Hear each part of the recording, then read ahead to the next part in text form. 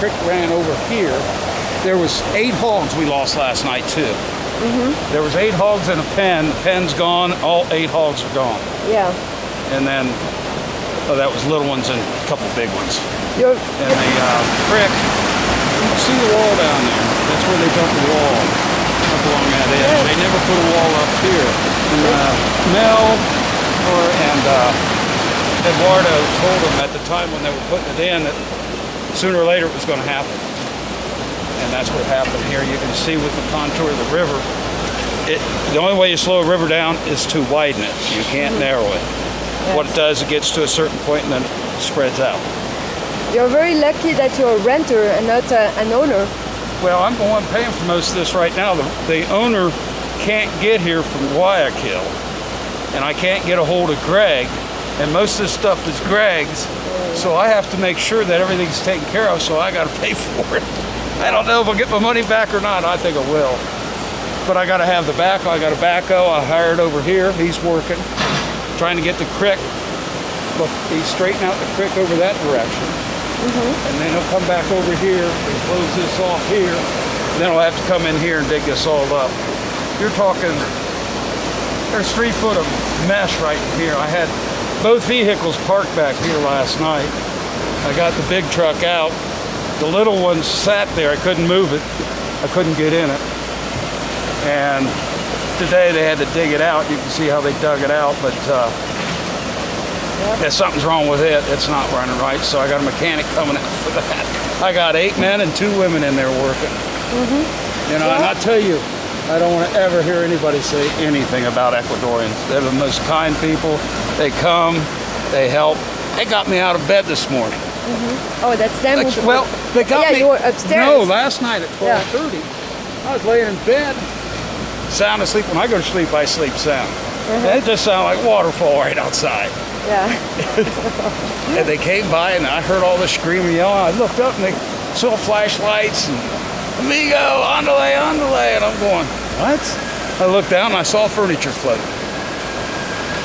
Yeah. So that's when it started, and I didn't get back to sleep. Well, it started going down. It got up to where you see it on the house right there, about 1.5 to 2 feet, and it was the same level inside. Then I finally went back to bed about 5 o'clock this morning. And then they got me up at 7 o'clock saying, we're going to work. I go, okay.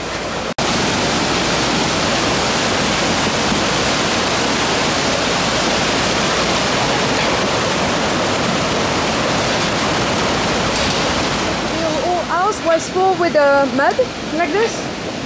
Oh, wow.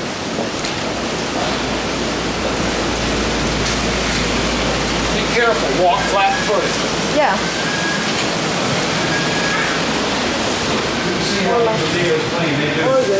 These guys do a wonderful job. Look at this.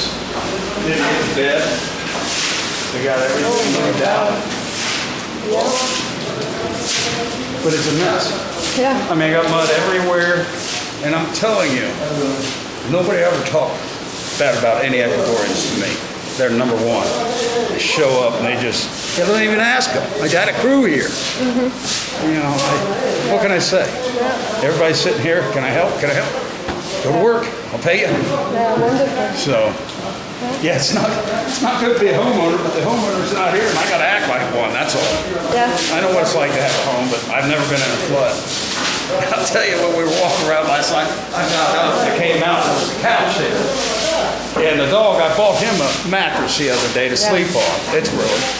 I get up and I walk out here. There he is, sitting on the mat, on the couch. Looking at me, what do we do now? So, yeah, and I cracked all this mud upstairs. Oh, really? It's big mess, huh? These men and women are exempt.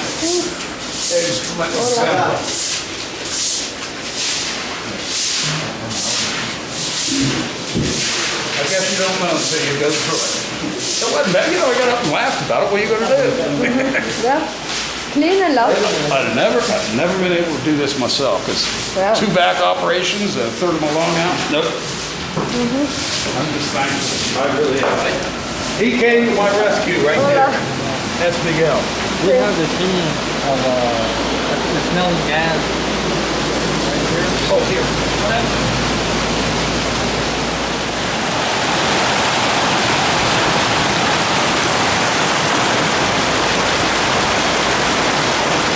whenever you buy a house, you always expect the unexpected. Okay, you look at the terrain, you see how close you are to a creek in relationship. Hillsides, not always the safest in Ecuador to be on. And when the water decides to, once it comes a certain way, it ends up in your house. It's not good being in a low-lying area. That's all I can say. I mean, hindsight's great. We've had epic floods, but you got to plan for epic floods in Ecuador. That's about it.